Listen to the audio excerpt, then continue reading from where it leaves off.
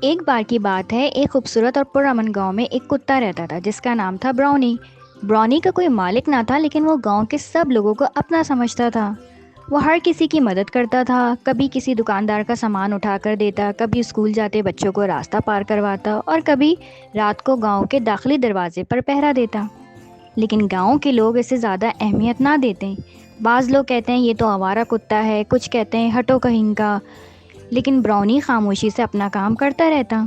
ایک رات کی بات ہے، جب سب سو رہے تھے، کچھ چور گاؤں میں داخل ہو گئے۔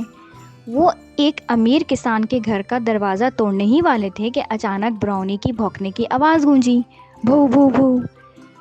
وہ چوروں کی طرف دوڑا، ان کے آگے کھڑا ہو گیا۔ شور سن کر گاؤں والے جاگ گئے، سب دوڑتے ہوئے باہر نکلے۔ چور گھبرا کر بھاگ گئے اور براؤنی نے سب کو بچا لیا۔ اس دن کے بعد سب لوگوں کو احساس ہوا کہ براؤنی صرف ایک کتا نہیں بلکہ ان کا محافظ ہے۔ اگلے دن بچوں نے اسے دودھ پلایا، بڑوں نے اسے سر پر ہاتھ پھیرا، اور گاؤں کے چودھری نے اعلان کیا، آج سے براؤنی ہمارے گاؤں کا پہرا دار ہے۔ براؤنی کی آنکھوں میں خوشی کے آنسو تھے، اور اسے پتا تھا کہ نیکی کبھی ضائع نہیں کی جاتی۔